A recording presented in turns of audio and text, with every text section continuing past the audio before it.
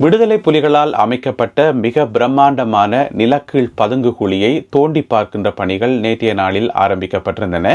அது நேற்றைய நாளில் ஆரம்பித்து நேற்றே அந்த பணிகள் நிறைவு பெற்றன. அது மட்டும் இல்லாமல் ஒரு முக்கியமான வேலை ஒன்றை செய்திருக்கின்றார்கள். அதாவது அந்த பதுங்கு குழி இருந்த இடம் தெரியக்கூடாது என்பதற்காக முற்றுமுழுதாக மண்ணை போட்டு மூடியிருக்கின்றார்கள் புதுக்குடியிருப்பு போலீசார். எதற்காக இப்படி ஒரு நடவடிக்கை மேற்கொள்ளப்பட்டது என்பது சம்பந்தமாக பொதுமக்கள் மத்தியில் விசனம் தெரிவிக்கப்படுகின்றது. எதற்காக இந்த பதுங்கு குழியை முற்றுமுழுதாக மண் போட்டு மூட வேண்டும், யாருமே இனி போகக்கூடாது சொல்லி பார்த்தா அதுக்கு பின்னால நிறைய காரணங்கள் இருக்கின்றன. அதுக்கு முதல் பார்த்தீங்கன்னு சொன்னா எதற்காக இது நேற்று தோண்டப்பட்டது என்று சொன்னா உள்ள தங்கம், வைரம் அல்லது ஆயுதங்கள் ஏதாவது தடைய பொருட்கள் இருக்கலாம் என்று சொல்லி சந்தேகத்தின் அடிப்படையில் தான் தோண்டப்பட்டதாக சொல்லப்பட்டது. ஆனால் நேற்று பின்னேறமே அப்படி எதுவுமே இல்லை, உள்ளுக்குள்ள எதுவுமே இல்லை என்று சொல்லி இழுத்து மூடப்பட்டிருக்கிறது.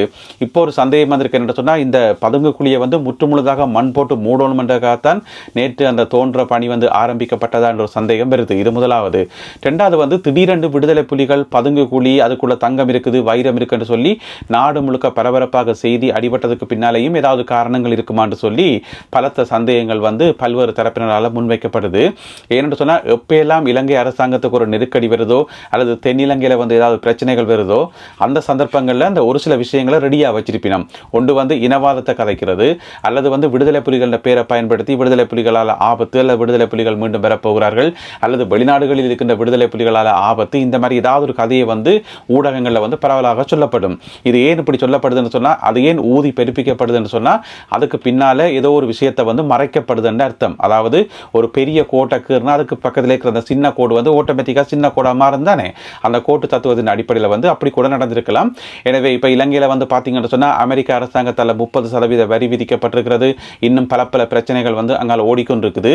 எனவே எதையோ ஒன்றை மூடி மறைப்பதற்காக திடீரென விடுதலை புலிகளுடைய பெயரை பயன்படுத்தி பதுங்கு குழி இருக்குது, அதுக்குள்ள தங்கம் இருக்குது, வைரம் இருக்கு என்று சொல்லி ஒரு கதையை கிளப்பினதுக்கு பின்னால இப்படியும் ஒரு காரணம் இருக்கும் என்று சொல்லி பல விதமான சந்தேகங்கள் எழுப்பப்படுது. சரி, எது எப்படி இருந்த போதிலும் கூட அந்த பதுங்கு குழியை முற்று முழுதாக மூடி இருக்கின்றார்கள் புதுக்குடியிருப்பு போலீசார்.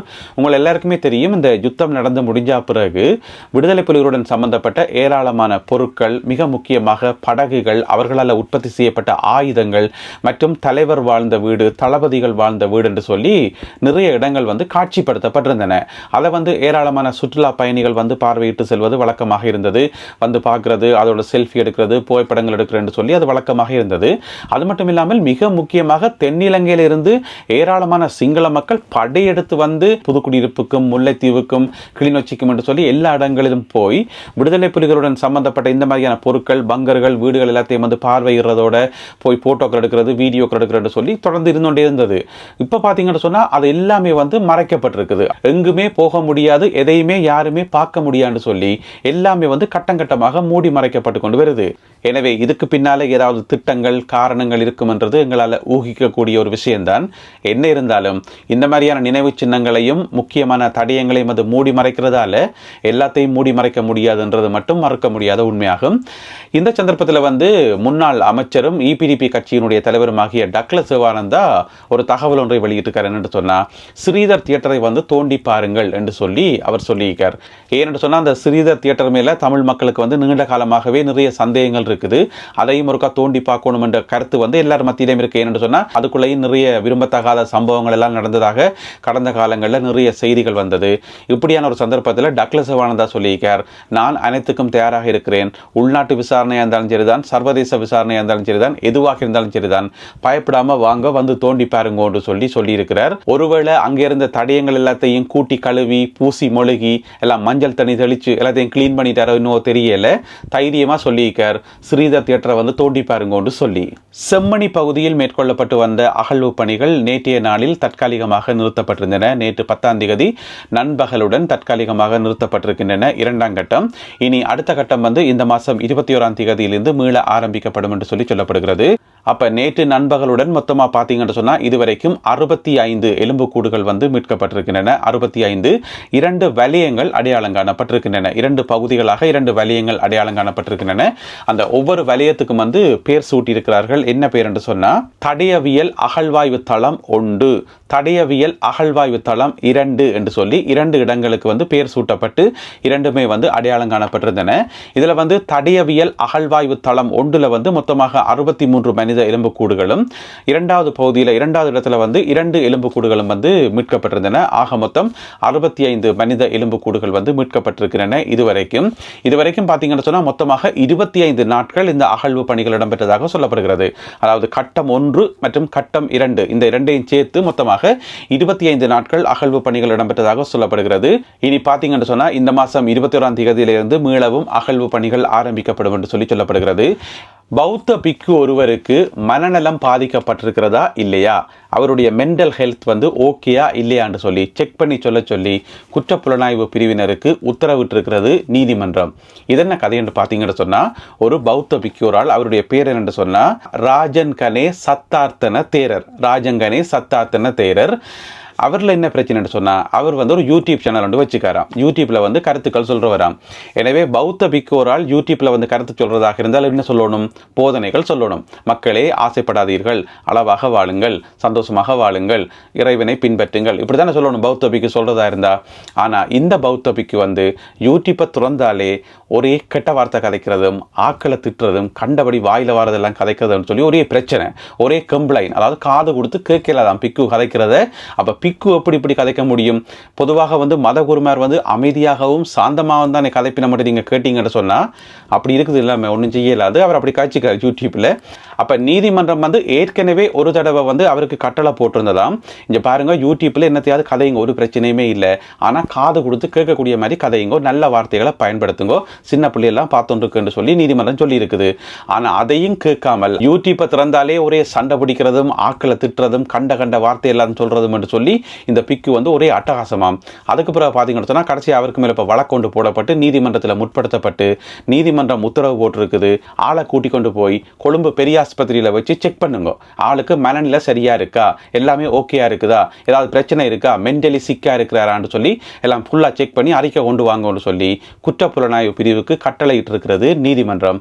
இப்போ குற்றப்புலனாய்வு பிரிவு என்ன செய்யணும், இவரை கூட்டிக் கொண்டு அங்கே ஹாஸ்பிட்டலில் அட்மிட் பண்ணணும். அட்மிட் பண்ணி செக் பண்ணி ஆளெல்லாம் ஓகேயா இருக்கிறாரா, ஏதாவது பிரச்சனை இருக்காண்டெல்லாம் செக் பண்ணி அதுக்கு பிறகு அந்த அறிக்கையை கொண்டு வந்து நீதிமன்றத்தில் சமர்ப்பிக்கணும்.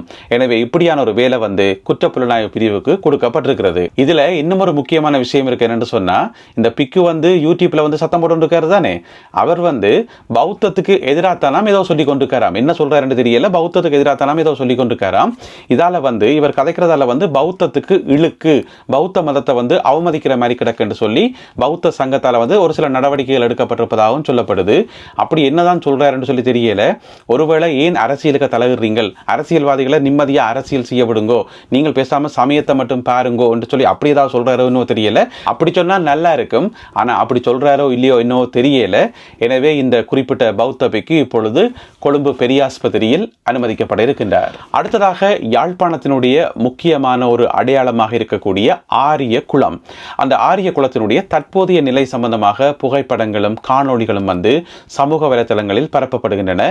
பார்க்கவே சரியான கவலையா இருக்குது. ஏன்னு சொன்னா, அந்த ஆரிய குளம் வந்து கொஞ்ச காலத்துக்கு முதல் பெருந்தொகை காசு கொட்டி புனரமைக்கப்பட்டது.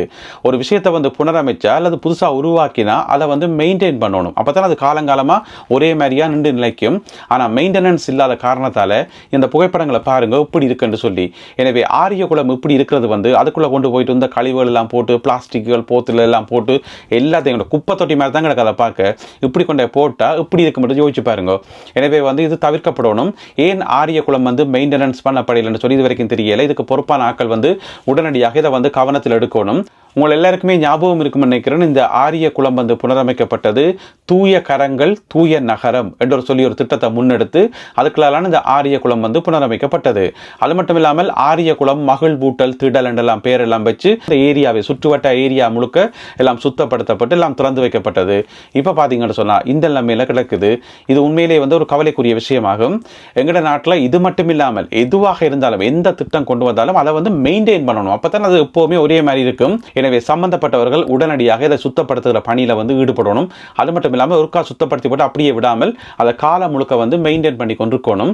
இந்த சந்தர்ப்பத்தில் எங்களுடைய பாராளுமன்ற உறுப்பினர் இளங்குமரன் இருக்காரு தானே, அவரிடம் ஒரு பணிவான வேண்டுகோள் என்னென்னு சொன்னா, எலெக்ஷனுக்கு முதல் யாழ்ப்பாணம் பேருந்து நிலையத்தை போயிட்டு கழுவி கூட்டி எல்லாம் சுத்தப்படுத்தி ஒரு வீடியோ எடுத்து போட்டுறீங்க தானே, இப்போ கூட்டிட்டு போங்க உங்களோட டீமையும் கூட்டிக் கொண்டு போய், இப்பதான் உங்களோட டீம்ல நிறைய பேர் இருப்பினும் எல்லாரையும் கூட்டிக் கொண்டு போயிட்டு இந்த ஆரிய குளத்தை கிளீன் பண்ணி விட்டீங்கன்னு சொன்னா உங்களுக்கு பெரிய புண்ணியமா போகும்.